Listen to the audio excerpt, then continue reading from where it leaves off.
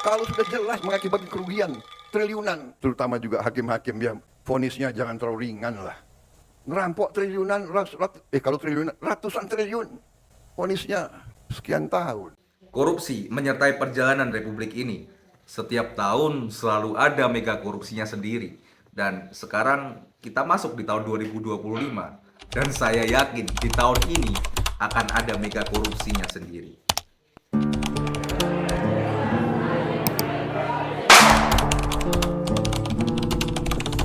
Yang 186 Taruna Komandan.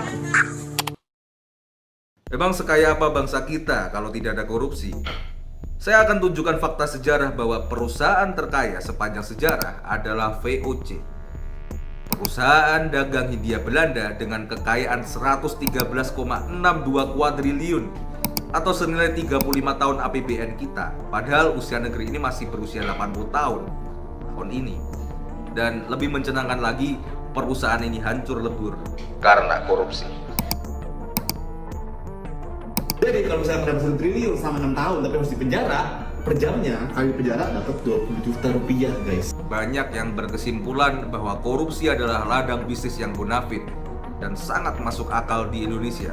Begitu banyak kasus yang terkuak dan sedihnya keadilan seolah tidak memihak kepada masyarakat karena vonis yang diterima pelaku dinilai tidak setimpal dengan kejahatan yang dilakukan. Apalagi jika dibandingkan dengan kejahatan lain yang dinilai lebih ringan seperti pencurian kayu, maling ayam, ditambah seolah status koruptor adalah privilege. Para napi maling duit bangsa ini diperlakukan istimewa dari mulai sel yang mewah hingga pelesiran ke luar negeri. Jabatan sebenarnya hanyalah alat. Tujuannya adalah menciptakan keadilan sosial. Namun masalahnya, di Indonesia seringnya jabatan ini menjadi tujuan sehingga mengaburkan tujuan keadilan sosial itu sendiri. Dan jika jabatan dijadikan tujuan, maka akan memunculkan perilaku korup. Hal yang pernah disampaikan seorang sejarawan Inggris, Lord Acton, yang mengatakan kekuasaan itu cenderung korup dan kekuasaan mutlak cenderung mutlak korupsi. Ya, sebenarnya di Indonesia kekuasaan sudah dibagi powernya ke 3 bagian yang kemudian kita sebut trias politika, yaitu eksekutif yang pelaksananya dilaksanakan oleh presiden dan kabinet, legislatif yang dilaksanakan MPR yang beranggotakan DPR dan DPD, serta kekuasaan yudikatif yang dilaksanakan oleh Mahkamah Agung dan Mahkamah Konstitusi. Namun faktanya mereka masih sangat kreatif dalam melaksanakan korupsi. Mari kita bedah cara mereka korupsi satu Lakukan persatu. operasi tangkap tangan di Pekanbaru Riau terhadap Untuk lembaga eksekutif, yaitu rangkaian lembaga pemerintah yang sangat rawan melakukan korupsi. Itu karena eksekutiflah yang melaksanakan anggaran, baik itu APBN, APBD, hingga APBDes. Cara yang paling simpel bagi mereka untuk korupsi, biasanya mereka bersilaturahmi dan ngopi bareng dengan pemenang tender dan meminta bagian. Well, modusnya beragam. Dan secanggih apapun skema tender dan lelang, sekalipun sudah online dan bisa diketahui publik, celah komunikasi tetap akan ada. Di titik ini, reformasi birokrasi agaknya hanya bias kejahatan mereka saja. Karena selama mentalitas korup masih dimiliki, maka korupsi akan terus bergulir. Dan untuk legislatif, misalkan DPR yang merupakan salah satu lembaga paling tidak dipercaya oleh rakyat, padahal mereka adalah wakil rakyat.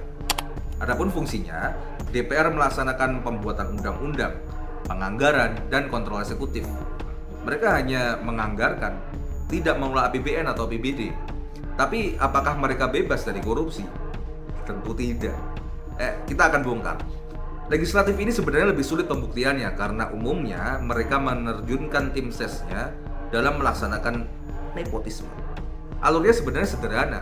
Anggota DPR ini pasti memiliki basis massa yang kemudian mulai membuat kelompok masyarakat atau Pokmas. Lalu Pokmas ini mulai mengajukan proposal atau aspirasi mereka. Misalkan Pokmas Pertanian yang membutuhkan sumur bor. Maka proposal ini akan diterima oleh tenaga ahli anggota DPR tersebut. Di tahap ini, tenaga ahli biasanya melakukan negosiasi terkait komitmen. Biasanya di angka 20-50% dari total anggaran yang akan diterima kelompok masyarakat. Jika sudah clear, proposal ini akan dikirim ke Jakarta dan dibuatkan surat rekomendasi dengan kop DPR RI dan ditandatangani oleh DPR tersebut. Lalu surat itu akan dikirim ke kementerian dan turunlah itu anggaran ke rekening Kopmas. Loh, kok kementerian mau?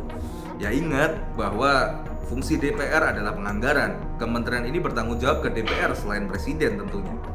Dan setelah anggaran cair, barulah tenaga ahli ini menagih komitmen yang pernah dibahas. Nah, untuk yudikatif, lembaga peradilan ini juga punya potensi korupsi. Mereka menggunakan pola kolusi, yaitu kerjasama rahasia antara pemilik perkara dengan hakim. Tujuannya untuk menjatuhkan vonis yang sudah dipesan. Misalnya, Anda adalah seorang anak yang ingin menjadi kepala desa, namun usia Anda tidak memenuhi syarat. Kemudian, Anda ingat bahwa Anda punya paman yang bekerja sebagai hakim MK. Tinggal ajukan judicial review, beres. Atau Anda seorang pencuri dan menginginkan vonis ringan, tinggal menyesuaikan waktu dan kemudian vonis akan turun.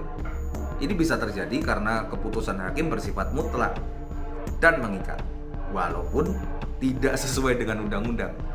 Kalau ditanya, hakim bisa beralasan, wah karena terdakwa sopan, punya tanggungan keluarga, dan alasan konyol lainnya. Nah, bagaimana jika tertangkap?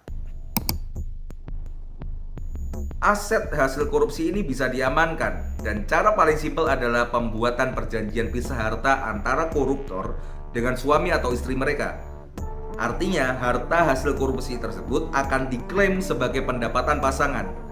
Modusnya, selanjutnya pasangan ini membuat sebuah usaha, misalnya restoran, dan kemudian harta tadi diklaim sebagai hasil dari restoran tersebut. Inilah yang disebut pencucian uang atau money laundering. Jadi kalau teman-teman di sekitar rumahnya ada restoran yang tidak laku tapi masih beroperasi, patut dicurigai. Jika apesnya pejabat ini kena OTT, harta tadi aman. Tinggal tunggu vonis misalnya 6,5 tahun, maka dia akan bebas di tahun keempat atau 2/3 masa tahanan karena adanya remisi berkedok berkelakuan baik yang dicurigai bisa dibeli ke kepala lapas. Luar biasa. Ya, kembali ke adigium, kekuasaan mutlak cenderung mutlak korupsi. Padahal kekuasaan sudah dibagi ke 3 lembaga tadi, tapi kok masih sering korupsi? Bisa Pak, nanti mereka nggak jadi lagi. Oh, saya terang-terangan ini. Tahukah kalian ada lembaga yang memiliki kekuasaan mutlak namun bergerak di balik layar? Partai politik. Nih, Republik di sini ini gampang masalahnya nih. Lobbynya jangan di sini Pak. Ini Korea ini semua menurut bosnya masing-masing. Di sini boleh ngomong kalah Pak. Bambang Pacul ditelepon, Ibu Pacul berhenti, siap. Partai sebagai pemikir undang-undang sudah membuat pola yang demikian rumit. Dimulai dari partai yang memiliki petugas partai yang menjabat sebagai anggota DPR. Di titik ini, legislatif tentu terikat dengan partai karena mereka bisa melenggangkan kepentingan melalui undang-undang. Salah satunya adalah amandemen Undang-Undang Dasar 45 yang mensyaratkan calon presiden harus diusung oleh partai politik atau gabungan partai politik. Ya, di titik ini eksekutif juga sudah terikat dengan partai. Dan untuk yudikatif, calon ketua Mahkamah Agung itu ditetapkan oleh DPR sebelum akhirnya ditetapkan oleh presiden. Dan jika Anda cukup dekat dengan ketua partai, keamanan Anda mungkin lebih terjamin. Lalu bagaimana dengan lembaga penegak hukum? Ya, tahukah kalian bahwa polisi dan kejaksaan anggarannya juga diputuskan oleh DPR? Yang artinya ya terikat juga dengan partai politik. Kita memang sering berharap adanya hukuman mati bagi koruptor, perampasan aset, pembatasan uang kartal, dan sebagainya itu bisa disahkan. Tapi sekali lagi, undang-undang ini dibuat DPR. Dan Korea di DPR itu nurut sama bosnya masing-masing. masih mau berharap? Itu loh. Mungkin perampasan aset bisa, tapi harus bicara dengan para ketum partai dulu.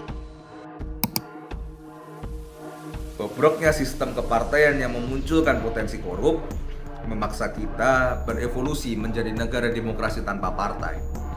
Bisa. Tentu bisa.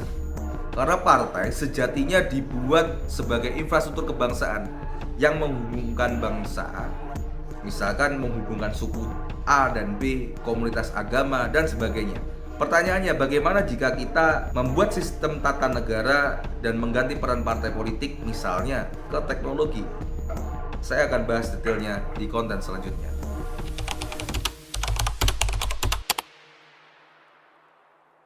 Jangan lupa subscribe, like, dan komen, dan share video ini ke teman-teman supaya bangsa ini menjadi bangsa yang cerdas.